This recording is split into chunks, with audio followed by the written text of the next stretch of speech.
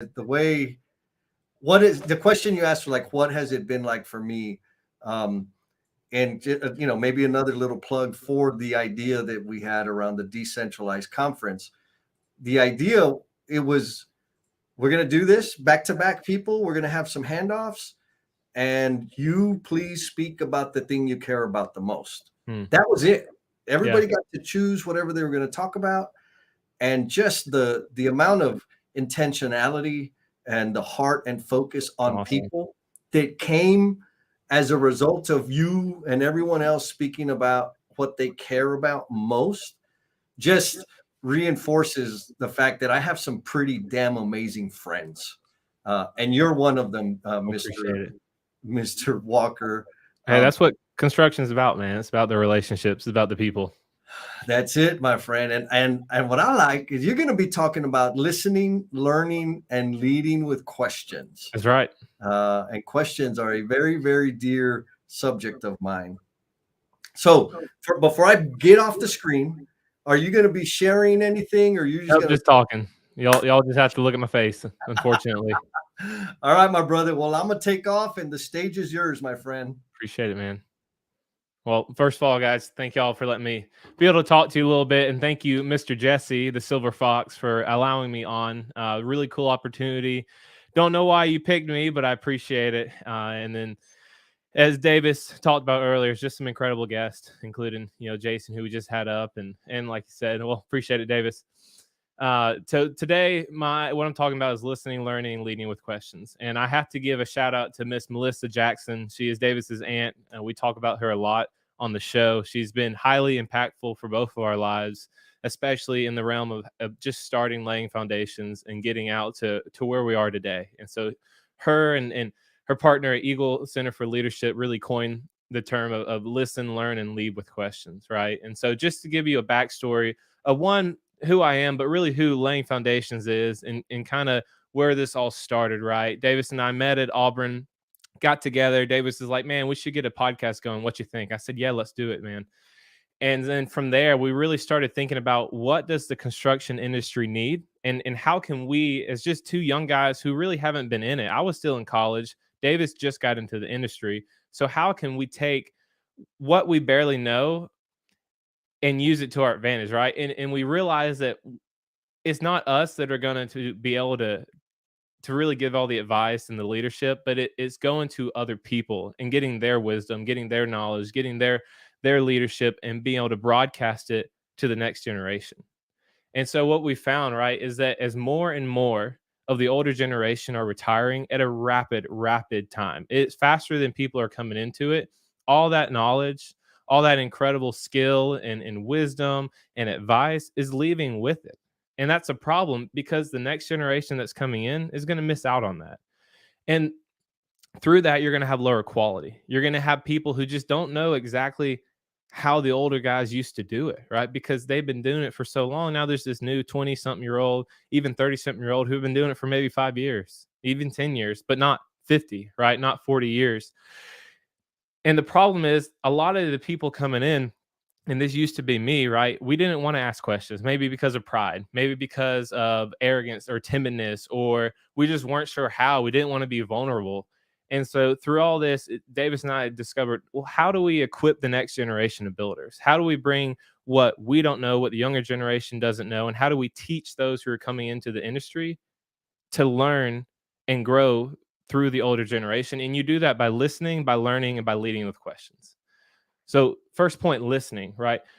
You hear it all the time. It's easy to do, but not a lot of people do it. Everyone wants to hear themselves talk. And I know that I'm one of those guys. And it's easy because you feel like you have a lot to say, but the moment that you can just slow down, you can stop for a moment and you can just listen to what someone else is saying, you'll be able to gain way, way, way, way more knowledge and wisdom and advice and insights that you never thought possible, right? So what are a few ways that we can listen better, especially being younger, especially being this up and coming generation to the construction industry? Well, one way is to eliminate distractions. I know for me personally, I'm really bad at checking my phone. I'm bad at like trying to scroll through it. If I get a ding, I can look at it. I want to see who it is, right? I want to see if it's important. And I sometimes do that when I'm talking to someone and that's no bueno. For you to be someone who truly wants to value the person that you're talking to, you need to eliminate that distraction. Because if you're talking to someone, especially a guy who's been in the industry for a long time, and all of a sudden you look at your phone, you kind of look around, you get distracted, they're going to think that you don't really care about what about what they're saying, and they might just shut down. They'll just stop talking or end the conversation there, and you could have just missed out on a ton of different things, right? You should be laser focused on what that person is saying, because it's not only going to help you process more of that information that's come into it, but it's going to allow them to know that you actually care about what they have to say, that they're not just blowing smoke. They're not just talking to talk and have you forget everything that they just said immediately after you finish, right? They know that what they're saying is valuable to you, and therefore you can take that later on and use it, and you can share that with someone else, and you can pass that down the line. And maybe when you're 50 years old, you're able to go to someone and say, "Look, I know a guy that taught me this when I first started construction, and I want to be able to give it to you." The next way you can listen more intently, you can listen better, is to ask questions, ask follow-up questions. And again, easier said, not a lot of people do it. The way you ask follow-up questions, right, is one, you have to be focused, you have to listen to them, you have to know what they're saying, and pick things that you might not understand completely, and don't be afraid to admit that you don't understand it. I know for me, if I'm talking with maybe my PM or maybe one of the trade partners in the field, and they say a word that I think I should know, it's easy to gloss over it and nod your head and say, yeah, yeah, yeah, yeah. No, right. That thing, pretend like you know it. But if you can stop there and say, well, what is that exactly? What's the word that you just asked or said? Or what's the topic that you just approached? Because I'm not too familiar with it. Can you go in depth on that a little bit? That could completely change the conversation right there. People love, love, love talking about what they're passionate about. If you ask a carpenter to talk to him about how to make a better miter joint, or how did he measure this opening and get it perfectly right every time, right? The littlest of things. They're going to go in depth and they're going to teach you something that you don't know. Ask a follow up question on, well, how exactly did you install the soffit over there? Or how exactly did you put that steel in? You'll be amazed at what knowledge and advice that you can get from those people by just asking them and continuing to ask and continuing to ask, right? And this goes into asking questions at the end of it, and we'll get more in depth on that later. All this ties in together. Number 3, how do you listen better? Rephrase what they say. At the end of the day, someone just wants to know that you got it. Well, they wants to know that the advice that you had asked, that whatever they were talking to you about, that you actually understood it, that you actually heard it and you processed it, and you can take that and then push it down the line to someone else. And so once they tell you something, once they're talking to you, rephrase what they said. So really what I understand is you said blank, blank, blank, or you're talking about this, that, and the other, right? If they agree with you, then you got it. It's locked in your mind. You understand. And if you're completely wrong, they'll be able to rephrase it again, and it's only to your benefit that you actually got that information once they rephrase it, right?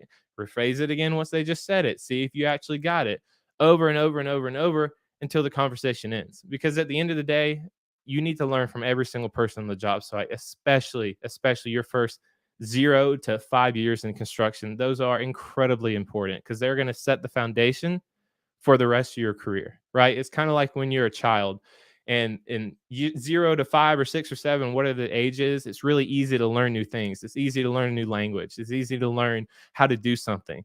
It's the same way in construction. You're going to have a massive amount of info just being thrown at you daily.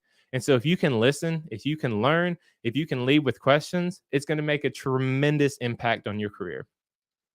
Point Davis asked a question. What do you do when you can tell someone doesn't understand what you're communicating to them? Great question, Davis. I've had that many times, right?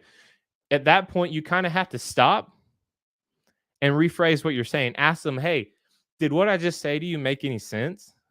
Can I say it a little different way to help you understand it? Maybe there's a language barrier. Maybe they're speaking Spanish, right? And you're speaking English, but you can kind of communicate. Can you point to something? Can you help bring in someone to communicate it better? Can you ask the question in a different way? Try multiple things in order that you're speaking the same language. Don't give up easily. because it's really easy if someone's not getting it to say, oh, never mind, and you walk away, right? It takes time, it takes practice, it takes intentionality. Point number 2, learn. How do you learn better? By being in the stream. I just mentioned it, right? The first 0 to 5 years, you're going to learn a lot. You're going to learn a massive amount, and you're not going to be able to remember it all.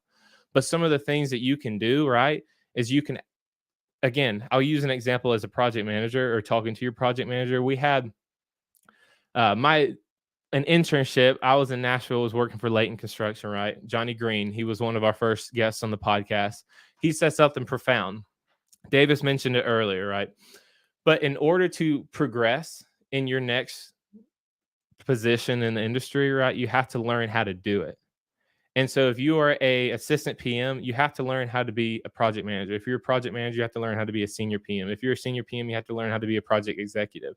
And doing that revolves listening, revolves learning, revolves leading with questions. You have to be able to soak in every single thing that they're asking you. And there's a couple of different ways to do that. One way is to have a great attitude about it, because no one wants to teach someone with a bad attitude. No one wants to help someone if they're not interested. No one wants to pour into someone on their job site if they just come in every day and they don't talk to anyone, they don't develop a relationship, they don't ask questions, and they just leave at the end of the day without you ever getting to know them anymore, right? So have a great attitude when you wake up every day. When you get to the job site, you might not have a great attitude every single day of the year, because we're humans, things happen, right? But have a better attitude more times than not. Another way. Oh, here we go. Adam Hoots. What happens after I start leading with questions? We'll get to that, right? But in order to lead with questions, you have to be a good listener. You have to be a good learner. Because if you can't listen well and you don't learn well, then how are you going to ask them good questions? It's all about asking the right questions, good questions, and not just pointless. It's easy to say, oh, cool, why is that color red, right? Or you could say, well, how did you get to this point to where you were able to establish this benchmark on the elevation? I don't know. Think of a way to better lead someone with questions. And by doing that, you have to understand the entire topic. Another way to learn is be willing to let someone pour into your life. We kind of just talked about it a little bit. It's about having a great attitude. It's about being willing to be someone who wants to know about someone else's life. You need to find a mentor. Jesse is a great example. He's a wonderful mentor. Same with Adam. Same with Jason. Same with a lot of different people on here who have already spoken to you. Miss Jen, Thomas, you name it. I don't want to leave anyone out. They're all incredible mentors to us at Davis and I at Laying Foundations, because they're willing to pour into us, right? And the more they pour into it, the more we're open to it, the more we learn, the more we're able to grow and help someone else. Another way to learn is listen with great intent and focus. We talked about in the first point, laser focus on who you're talking to. Because if you're dozing off, if you're looking behind them, if you're thinking about what you're doing in the afternoon, if you're thinking about, oh, what time is it? Oh, what do I need to be doing? Is my phone ringing? Am I going on a date tonight? Right? If you're thinking about something else while you're talking to someone, while they're trying to teach you, you're not going to learn very well. Focus and intentionality on what you are talking to someone about is the only way that you're going to grow and learn and lead, because it takes intense focus to learn new things, especially if it's a topic that you think you already know, right? I'm in project management. Davis is in field supervision. He's a superintendent. If one of us goes up, and maybe it's something we've done 100 times, like an RFI or submittal, and I might think I know all of it, it's easy to gloss over that off of something you've already done and just be like, I don't need to know any more about that. I've already learned it. But if you're intentional about listening to everything someone has to say, if your PM comes to you and talks about a submittal or talks about this RFI and how to do it better, if you can just instead put away your pride and focus on them and what they're saying and be like, I might not know everything there is to know about submittals or RFIs, even though you might have done it hundreds of times. There's always something new to learn. Focus with intentionality and intense focus, right? Sorry. Another way to say that. And listen to what they have to say, and you will be surprised at all that you can learn. Leading with questions. I got 3 more points. How do you better lead with questions, right? Adam asked the question earlier. One way to lead with questions is in order to do that, you need to have at least somewhat of a relationship with that person for it to truly mean something. You can lead with questions with some you never know. I like to ask people a lot of questions, even the people sitting on the plane seat next to me that I don't know. Right? What do you do? How do you have a family? Where you going? Where are you coming from? But in order to truly lead with questions and be a leader and to make an impact on your job site, you need to have a personal relationship with those around you. If I go up to a foreman and I try to get him to do something, he's just going to look at me and be like, okay, and maybe not do it and maybe walk away. Whereas if I know him personally and we have a relationship and we talk about how he likes to play golf, or we talk about how he got into the industry, or we talk about his personal time, what he do on the weekend, and I have a problem come up and I say, hey, dude, this just happened. I know it's a pain in the butt, but could you help me do XYZ? Even though it could be difficult, it could be easy. They're more likely to do that if you've been leading with questions this whole time, right? Because the first time you meet someone, you're probably not going to need something from them. It's going to be later down the line. It's going to be something that happens in the project that you need to say, hey, dude, this has happened. I need a big favor, right? And in order to do that, you need to lead with questions in the first place. You need to ask them who they are, what do they do, what's their family life like, right? Another way to do that is to just go to someone in the field that you've never met before and ask what they're doing. Hey, dude, what are you doing right now? And why are you doing it? And not in a manner of saying, well, why are you doing that? Why are you doing it that way? You're doing it wrong, right? It's saying, hey, man, teach me what you're doing. Show me exactly why you're doing that, because I want to learn. I don't know as much about welding mechanical pipes, maybe. Like, why are you going this way? Why are you pushing a puddle the opposite way? Or why are you installing hangers like that? Or why are you putting in windows like that, right? You're always going to learn something new when you ask a skilled trade professional who's really good at what they do, why they're doing it and how they're doing it, and how you could do it better as someone who's never done it before, maybe, right? And the final point of how do you lead with questions is go to them from a standpoint of what can you do better as someone who is leading them as a general contractor. We're speaking from a general contractor's point of view because that's what I work in currently. If you go out to a tradesperson, you say, hey, man, you're doing a great job. I love all that you do. You have just crushed this whole project. What can I do to help make your life a little easier? What can I do to help make your job just a little bit simpler during the day, right? Are you getting enough info from the architect? Am I pushing the RFIs through fast enough? Are we making it too hard on you with maybe what Jason talked about? What system can I employ to make your life a little easier? Can we get more porta potties? Can we put more questions on? That's right, Chewy. Interested questions. You want to ask people things that are going to get them excited. You want to be fully invested in their life. And in order to do that, you have to ask questions. You have to develop a relationship with them. You have to listen. You have to learn. You have to do everything that every single person on this decentralized conference has already said. And you have to do it better and better every single day. Because like Ian just said, if you can make work not as hard, if you can make showing up, or Jason, what Jason just said, if you can make showing up to the job site like Disneyland a little bit easier every single day, it's going to be It's going to be amazing at the work that gets done, at the attitude of the people on the job site, at the relationships that you build, and at how successful your project is. Because at the end of the day, people are the most important. They are the priority. They are the people that show up every day and actually build the building. As a GC, we don't build the building. We help it. We push people forward. We provide the resources. We do everything there is to do, but we don't swing a hammer. We don't weld pipes. We don't dig in the ground, right? We don't pour concrete or lay rebar or you name it. The people in the field are the ones who actually build the building. So how can we make their life better? How can we listen to them? How can we learn? How can we lead with questions? And that's the big part of what Davis and I have seen as young guys in the construction industry, right? We've talked to people who have had problems with newer people in coming up through the ranks, who think they know it all, who don't know anything about what they're talking about, but they're trying to direct a foreman who's been doing it for 40 years on how to do something better, right? Even though this might be their second year on the job. I know a foreman who told me that they had one or two guys who were just fresh off the college graduation, just got to the job, and they walked up to him and they said, "Hey, you need to do this way. You need to go and do it XYZ, and that's how I want you to do it," right? And as a foreman who doesn't know them, who has never met them in their life, and who's also been doing it 40 years, kind of made him a little bit mad, right? And so he did it that way, and it ended up being wrong. And he got the blame, and so did the new person in the industry.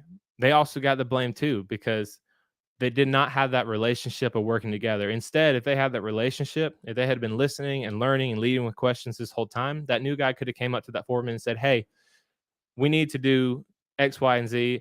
How do you think we should do it?" And that foreman is going to tell you exactly how they think you should do it.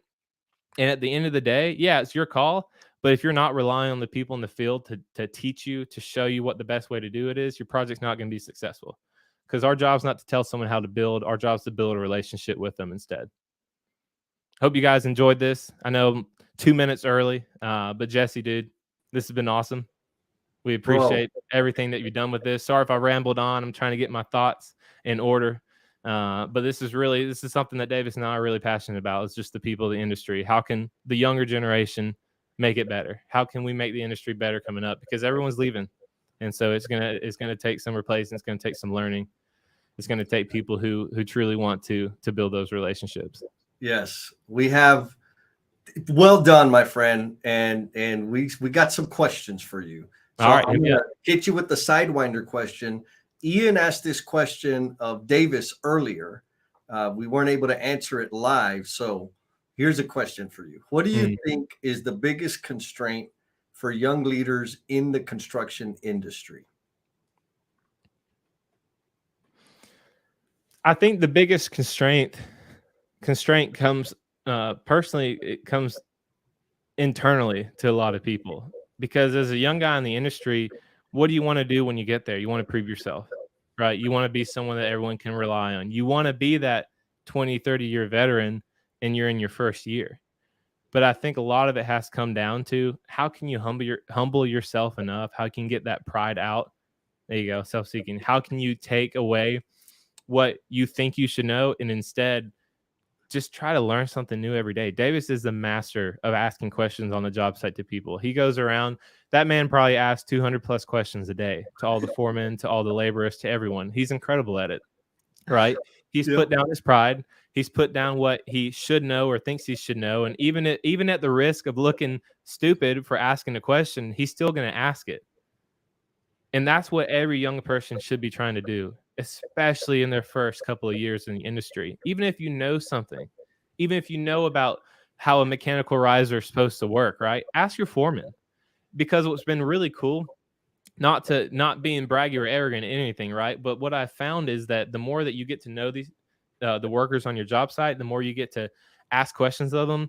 When they come to you, you can instead work together on things. I had a foreman come to me and say, "Hey, here's this problem," right? And we were able to work through it together. And by each of us asking questions, we came up with a solution that worked for everyone and actually worked better than the solution that was previously proposed. Yes. And so if you're able to do that as a young person, develop these relationships, put down your pride, ask questions daily, it's going to be really, really cool over the next few years what that starts to look like with the people on your job site. Amazing. You're getting hit with questions. So I got some more questions for you folks. Just letting you know that little QR codey thing there. It's going to take you to a Plus Delta app where you can leave your name or not, use a fictitious name, and let us know what was valuable, what can be improved, ideas, everything, all of the above are welcome. And so Adam Hoots asks, how does leading with questions relate to your faith and religion? Man, that's a good one, Adam. That's a really good one. I think for me, and it goes back to the pride and arrogance part, right? I used to be incredibly prideful. It runs in my family. I still got it, right? But in order for me, I've been humbled a lot in my life. And so in order for me to continue not growing in the pride and arrogance, but instead growing in the humility, I have to ask questions. I have to get humbled, because the moment that I think I know something, biblically, spiritually or career wise, personally, professionally, the moment that I think I made it or that I think I'm there or that I think I know something, I get proven wrong. And it's embarrassing, right? In order, if you are confident and you just blurt out an answer and you say, "Oh, we need to do it this way," and someone comes in and says, really, it's not the right way to do it. It needs to be done this way, and this way, right? That's gonna hurt. It's gonna hurt your pride, and that might have been the way you did it on a last job site, but not this one, and so same way biblically, if you come in at someone and maybe it's someone who doesn't believe in the Lord, doesn't believe in Jesus, and you come at them saying, well, it's this way or the highway, or it's this or that, right? And you don't truly get to know them and you don't ask questions as to why they believe what they do, you're never going to be able to connect with them and lead them the right way or grow them in their walk with the Lord, right?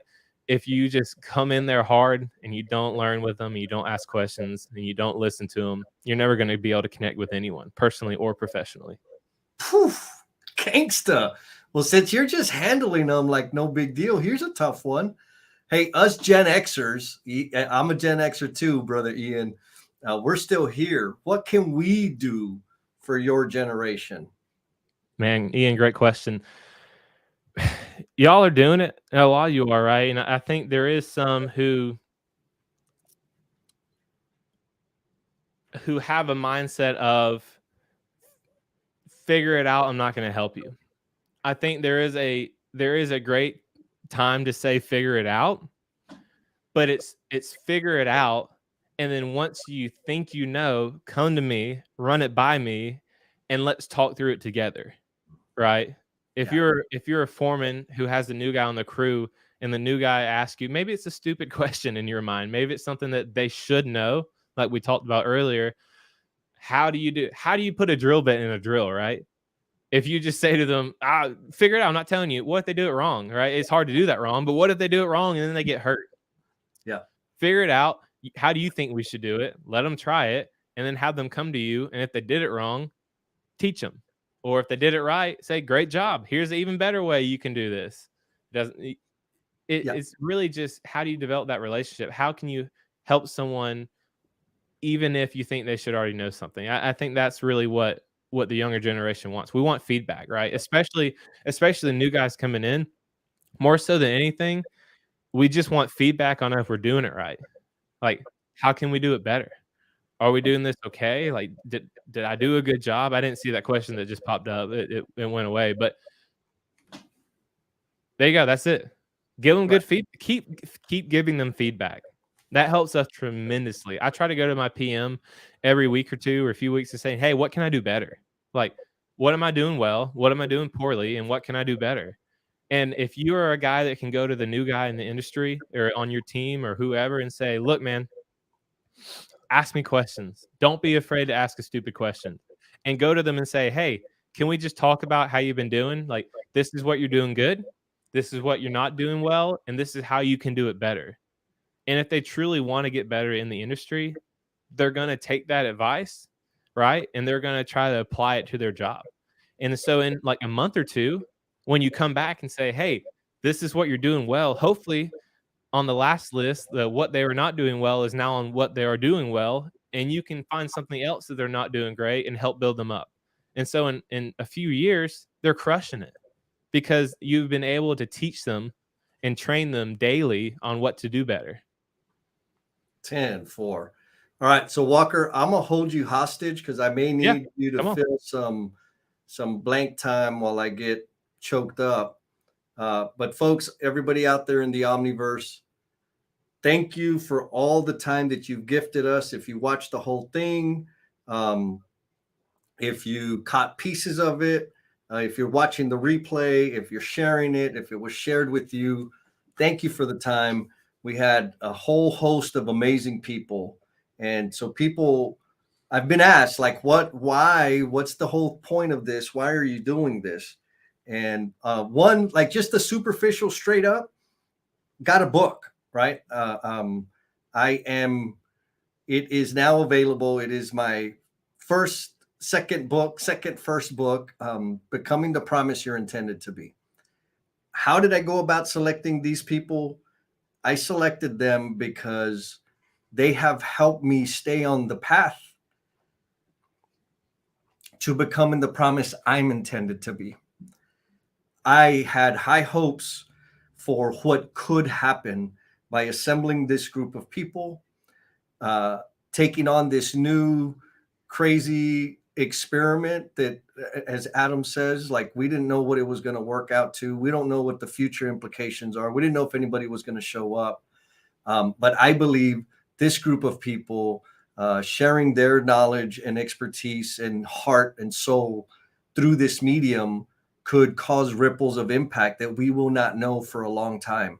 And I've gotten a couple of messages in the back that signal to me that that's happening already. And it's what I wanted. So Walker, thank you, man, for doing this. Everybody else that live streamed with us yesterday and today, thank you for doing it. For everybody that was present, thank you for your time. The implications of what could be have just multiplied for me. And I'm grateful to all of you for helping me experience that. Well, dude, I think I can speak for everyone who's been watching or who's been on this, is that, dude, you're a rock. You're a rock for all of us. So thank you for putting this together. Thank you for pouring into all of our lives, because I know every single person on here, you've poured into their life. And you've been awesome. You've been super helpful and tremendous for Davis and I's growth, personally, professionally, you name it, dude. Like, we go to you for advice because we know that you're always going to be there and that you got the answers, man. If you don't, you're going to find someone that does. And so we appreciate all that you do for us. Again, I think this was incredible. Let's do it again. We will be having conversations about that, folks. Love you all very much. Walker, you know I love you. Appreciate Everybody you, brother. else, Love you day too. 1, 2, I love you. Be cool, and we'll talk at you next time. Peace.